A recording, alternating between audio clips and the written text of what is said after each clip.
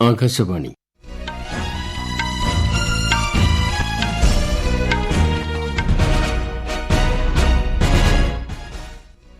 നമസ്കാരം. വാർത്തകൾ വായിക്കുന്നത് തുളസിദാസ് പരമേശ്വരൻ. പ്രധാന വാർത്തകൾ. ലോക്സഭാ തെരഞ്ഞെടുപ്പിനുള്ള തയ്യാറെടുപ്പുകൾ രാജ്യത്ത് പുരോഗമിക്കുന്നു. ഒന്നാംഘട്ട ലോക്സഭാ തെരഞ്ഞെടുപ്പിലേക്ക് നാമനിർദ്ദേശ പത്രിക സമർപ്പിക്കാനുള്ള സമയപരിധി നാളെ അവസാനിക്കും. കേരളത്തിൽ ലോക്സഭാ തെരഞ്ഞെടുപ്പിനുള്ള വിജ്ഞാപനം മറ്റന്നാൾ പുറത്തിറങ്ങും. മണ്ഡലങ്ങളിൽ പ്രചാരണം ഊർജിതമാക്കി സ്ഥാനാർത്ഥികൾ. സിംഗപ്പൂർ പ്രധാനമന്ത്രി ലീ സിയാൻ ലൂംഗുമായി ഇന്ത്യൻ വിദേശകാര്യമന്ത്രി എസ് ജയശങ്കർ ഉഭയകക്ഷി കൂടിക്കാഴ്ച നടത്തി. ജൂലൈ മുതൽ സെപ്റ്റംബർ വരെയുള്ള മൺസൂൺ കാലയളവിൽ ഇന്ത്യയിൽ ശരാശരിക്ക് മുകളിൽ മഴ ലഭിക്കുമെന്ന് കാലാവസ്ഥാ പ്രവചനം. IPL ക്രിക്കറ്റിൽ ഇന്ന് ഗുജറാത്ത് ടൈറ്റൻസ് ചെന്നൈ സൂപ്പർ കിങ്സുമായി ഏറ്റുമുട്ടും. വാർത്തകൾ വിശദമായി. ലോക്സഭാ തെരഞ്ഞെടുപ്പിനുള്ള തയ്യാറെടുപ്പുകൾ രാജ്യത്ത് ഊർജിതമായി പുരോഗമിക്കുന്നു. ഒന്നാംഘട്ട ലോക്സഭാ തെരഞ്ഞെടുപ്പിലേക്ക് നാമനിർദ്ദേശ പത്രിക സമർപ്പിക്കാനുള്ള സമയപരിധി നാളെ അവസാനിക്കും. 17 സംസ്ഥാനങ്ങളിലെയും 4 കേന്ദ്രഭരണ പ്രദേശങ്ങളിലെയും 102 ലോക്സഭാ മണ്ഡലങ്ങളിലാണ് ഏപ്രിൽ 19-ന് ആദ്യഘട്ടത്തിൽ വോട്ടെടുപ്പ്. പത്രികകളുടെ സൂക്ഷ്മ പരിശോധന മറ്റന്നാൾ നടക്കും. അതേസമയം ഒന്നാംഘട്ടത്തിൽ തെരഞ്ഞെടുപ്പ് നടക്കുന്ന ബീഹാറിലെ 4 മണ്ഡലങ്ങളിൽ നാമനിർദ്ദേശ പത്രിക സമർപ്പിക്കാൻ വ്യാഴാഴ്ച വരെ സമയമുണ്ട്.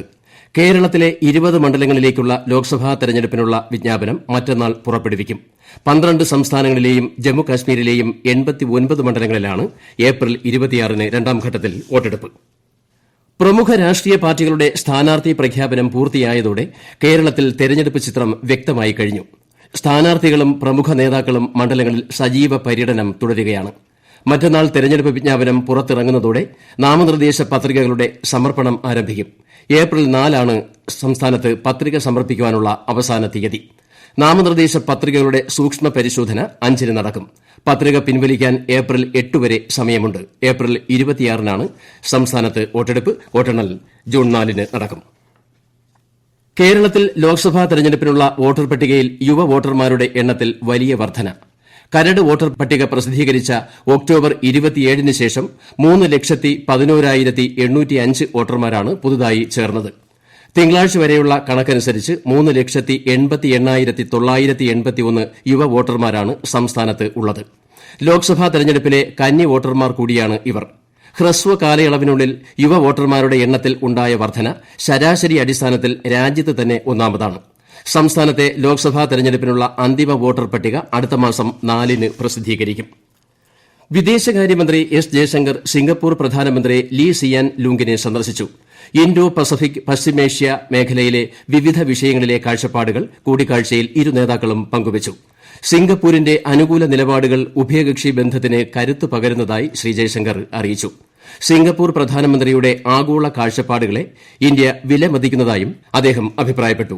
3 ദിവസത്തെ സന്ദർശനത്തിനായാണ് ഡോക്ടർ ജയശങ്കർ സിംഗപ്പൂരിൽ എത്തിയത്.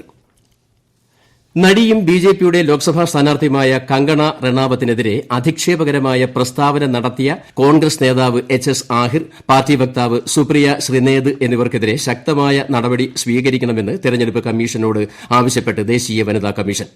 ഈ ആവശ്യം ഉന്നയിച്ച് വനിതാ കമ്മീഷൻ അധ്യക്ഷ രേഖാ ശർമ്മ തെരഞ്ഞെടുപ്പ് കമ്മീഷന് കത്തയച്ചു. ഇത്തരം പ്രസ്താവനകൾ അനുവദിക്കാൻ ആവുന്നതല്ലെന്നും സ്ത്രീകളുടെ അന്തസ്സിന് കളങ്കം ചാർത്തുന്നതാണെന്നും അവർ അഭിപ്രായപ്പെട്ടു. ഹിമാചൽ പ്രദേശിലെ മണ്ഡി ലോക്സഭാ മണ്ഡലത്തിൽ നിന്നാണ് കങ്കണ മത്സരിക്കുന്നത്. എന്നാൽ തന്റെ സാമൂഹിക മാധ്യമ അക്കൌണ്ടുകൾ ഒന്നിലധികം പേർ ഉപയോഗിക്കാറുണ്ടെന്നും വിവാദ പോസ്റ്റ് പിൻവലിച്ചതായും ശ്രീമതി സുപ്രിയ പ്രതികരിച്ചു.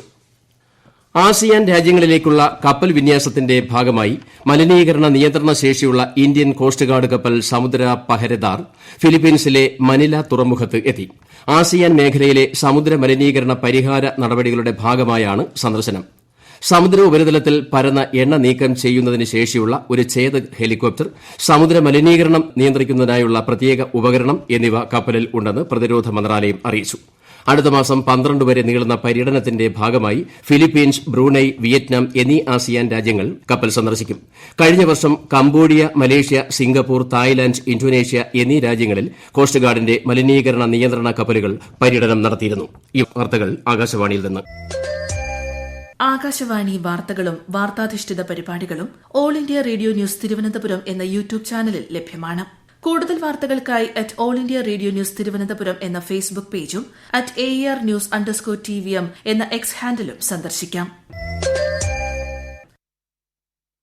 ഈ വർഷം ജൂലൈ മുതൽ സെപ്റ്റംബർ വരെയുള്ള മൺസൂൺ കാലയളവിൽ ഇന്ത്യയിൽ ശരാശരിക്ക് മുകളിൽ മഴ ലഭിക്കുമെന്ന് Asia Pacific economic corporation climate centre. കിഴക്കൻ ആഫ്രിക്ക മുതൽ അറബിക്കടൽ വരെയുള്ള പ്രദേശങ്ങളിലും ഇന്ത്യ, ബംഗാൾ ഉൾക്കടൽ, കരീബിയൻ കടൽ അടക്കമുള്ള മേഖലകളിലും ഇക്കാലയളവിൽ നല്ല മഴ ലഭിക്കും. എൽ നിനോ പ്രതിഭാസം മൂലം ഈ വർഷത്തെ വേനൽ കടുക്കുമെന്ന് കേന്ദ്ര കാലാവസ്ഥാ വകുപ്പ് ഡയറക്ടർ ജനറൽ മൃത്യുഞ്ജയ മൊഹാപാത്ര അറിയിച്ചിരുന്നു. രാജ്യത്ത് മികച്ച മൺസൂൺ സമ്മാനിക്കുന്ന ലാ നിന മൺസൂണിന്റെ രണ്ടാം പകുതിയോടെ ദൃശ്യമാകുമെന്നാണ് പ്രതീക്ഷിക്കപ്പെടുന്നത്. ഈസ്റ്റർ, റംസാൻ, വിഷു ചന്തകൾ കേരളത്തിൽ മറ്റന്നാൾ മുതൽ ആരംഭിക്കും. ഇത്തവണ ഓരോ താലൂക്കിലും ചന്തയുണ്ടാകും. ഏപ്രിൽ 13 വരെ ചന്ത പ്രവർത്തിക്കും. 13 ഇനം സബ്സിഡി സാധനങ്ങളും ഇവയിലൂടെ ലഭ്യമാകും.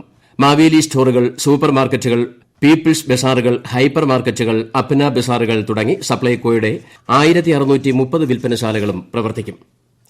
പൂക്കോട് വെറ്ററിനറി സർവകലാശാല vice chancellor doctor PC Sasindran രാജിവച്ചു. ഇന്നലെ ഗവർണർ ആരിഫ് മുഹമ്മദ് ഖാന് സമർപ്പിച്ച രാജിക്കത്തിൽ വ്യക്തിപരമായ കാരണങ്ങളാണ് ചൂണ്ടിക്കാട്ടിയിരിക്കുന്നത്.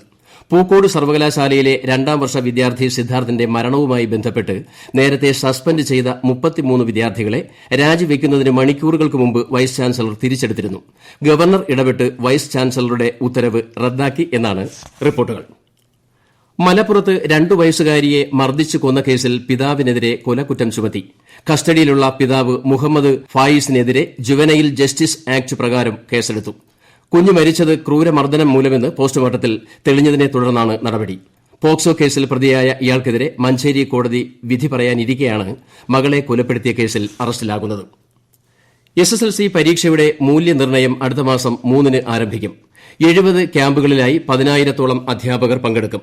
ഏപ്രിൽ 20-ന് മൂല്യനിർണ്ണയ ക്യാമ്പ് സമാപിക്കും. ഇന്നലെയാണ് സംസ്ഥാനത്ത് SSLC പരീക്ഷ പൂർത്തിയായത്. IPL ക്രിക്കറ്റിൽ ഇന്ന് ഗുജറാത്ത് ടൈറ്റൻസ് ചെന്നൈ സൂപ്പർ കിങ്സുമായി ഏറ്റുമുട്ടും. ചെന്നൈ ചിദംബരം സ്റ്റേഡിയത്തിൽ രാത്രി 7:30-നാണ് മത്സരം. ഇന്നലെ നടന്ന മത്സരത്തിൽ റോയൽ ചലഞ്ചേഴ്സ് ബംഗളൂരു പഞ്ചാബ് കിങ്സിനെ 4 വിക്കറ്റിന് പരാജയപ്പെടുത്തി. പഞ്ചാബ് ഉയർത്തിയ 177 റൺസ് വിജയലക്ഷ്യം 19.2 ഓവറിലാണ് ബംഗളൂരു മറികടന്നത്. വിരാട് കോഹ്ലിയുടെ മികച്ച പ്രകടനമാണ് ബംഗളൂരുവിന് വിജയം അനായാസമാക്കിയത്. ഫിഫ ലോകകപ്പ് യോഗ്യതാ മത്സരത്തിൽ ഇന്ത്യ ഇന്ന് അഫ്ഗാനിസ്ഥാനെ നേരിടും. രാത്രി 7-ന് ഗുവാഹത്തിയിലെ ഇന്ദിരാഗാന്ധി അത്ലറ്റിക് സ്റ്റേഡിയത്തിലാണ് മത്സരം. നിലവിൽ ഗ്രൂപ്പ് എയിൽ 4 പോയിന്റുകളുമായി 2ാം സ്ഥാനത്താണ് ഇന്ത്യ. 4 ദിവസം മുൻപ് സൌദി അറേബ്യയിൽ നടന്ന മത്സരത്തിൽ ഇന്ത്യ അഫ്ഗാനിസ്ഥാനോട് ഗോൾ രഹിത സമനില വഴങ്ങിയിരുന്നു. 3ാം റൌണ്ടിലേക്കുള്ള പ്രവേശനത്തിന് സുനിൽ ഛേത്രിയുടെ നേതൃത്വത്തിലുള്ള ഇന്ത്യൻ ടീമിന് ഇന്നത്തെ ജയം അനിവാര്യമാണ്. മിയാമി മാസ്റ്റേഴ്സ് ടെന്നീസ് ടൂർണമെന്റ് പുരുഷ ഡബിൾസിൽ ഇന്ത്യൻ ഓസ്ട്രേലിയൻ ജോഡികളായ രോഹൻ ബൊപ്പണ്ണ, മാത്യു എബ്ഡൻ സഖ്യം ക്വാർട്ടർ ഫൈനലിൽ പ്രവേശിച്ചു. ഇന്നലെ രാത്രി നടന്ന പ്രീ ക്വാർട്ടറിൽ ഹ്യൂഗോ നൈൻ, ജാൻ സീലിൻസ്കി സഖ്യത്തെ നേരിട്ടുള്ള സെറ്റുകൾക്കാണ് ഇവർ പരാജയപ്പെടുത്തിയത്. നാളെ രാവിലെ നടക്കുന്ന ക്വാർട്ടർ മത്സരത്തിൽ സെം വെർഖീബ്, ജോൺ പാട്രിക് സ്മിത്ത് സഖ്യവുമായി ഇരുവരും ഏറ്റുമുട്ടും. ന്യൂസിലാൻഡിലെ പാർലമെന്റ് സ്ഥാപനങ്ങൾക്ക് നേരെ 2021-ലുണ്ടായ സൈബർ ഹാക്കിംഗിൽ ചൈനയ്ക്ക് പങ്കുണ്ടെന്ന രഹസ്യാന്വേഷണ റിപ്പോർട്ടിന്റെ പശ്ചാത്തലത്തിൽ ചൈനീസ് സർക്കാരുമായി ന്യൂസിലാൻഡ് ആശങ്ക പങ്കുവച്ചു. ചൈനയ്ക്കെതിരെ ബ്രിട്ടനും US-ഉം സൈബർ ചാരപ്രവർത്തനം ആരോപിക്കുന്നതിനിടെയാണ് ന്യൂസിലാൻഡ് സർക്കാരിന്റെ നടപടി. ഇത്തരത്തിലുള്ള വിദേശ ഇടപെടൽ അംഗീകരിക്കാനാവില്ലെന്നും ഭാവിയിൽ ഇത്തരം പ്രവർത്തനങ്ങളിൽ നിന്ന് വിട്ടുനിൽക്കാൻ ചൈനയോട് അഭ്യർത്ഥിച്ചതായും ന്യൂസിലാൻഡ് വിദേശകാര്യമന്ത്രി വിൻസെന്റ് പീറ്റേഴ്സ് പറഞ്ഞു. അതേസമയം അടിസ്ഥാനരഹിതവും നിരുത്തരവാദപരവുമായ ഇത്തരം ആരോപണങ്ങൾ തള്ളിക്കളയുന്നതായും ന്യൂസിലാൻഡ് അധികാരികളോട് തങ്ങൾക്കുള്ള അതൃപ്തി പ്രകടിപ്പിച്ചതായും ന്യൂസിലാൻഡിലെ ചൈനീസ് എംബസി വക്താവ് പറഞ്ഞു.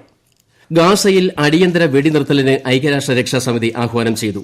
UN പ്രമേയത്തെ അമേരിക്ക ഇക്കുറി വീറ്റോ ചെയ്തില്ല. ബന്ദികളെ ഉടൻ നിരുപാധികം മോചിപ്പിക്കണമെന്നും പ്രമേയം ആവശ്യപ്പെട്ടു. പ്രധാന വാർത്തകൾ വീണ്ടും.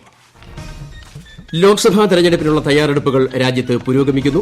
1ാംഘട്ട ലോക്സഭാ തെരഞ്ഞെടുപ്പിലേക്ക് നാമനിർദ്ദേശ പത്രിക സമർപ്പിക്കുവാനുള്ള സമയപരിധി നാളെ അവസാനിക്കും. കേരളത്തിൽ ലോക്സഭാ തെരഞ്ഞെടുപ്പിനുള്ള വിജ്ഞാപനം മറ്റന്നാൾ പുറത്തിറങ്ങും. മണ്ഡലങ്ങളിൽ പ്രചാരണം ഊർജിതമാക്കി സ്ഥാനാർത്ഥികൾ. സിംഗപ്പൂർ പ്രധാനമന്ത്രി ലീ സിയാൻ ലൂംഗുമായി ഇന്ത്യൻ വിദേശകാര്യമന്ത്രി S. ജയശങ്കർ ഉഭയകക്ഷി കൂടിക്കാഴ്ച നടത്തി. ജൂലൈ മുതൽ സെപ്റ്റംബർ വരെയുള്ള മൺസൂൺ കാലയളവിൽ ഇന്ത്യയിൽ ശരാശരിക്ക് മുകളിൽ മഴ ലഭിക്കുമെന്ന് കാലാവസ്ഥാ പ്രവചനം.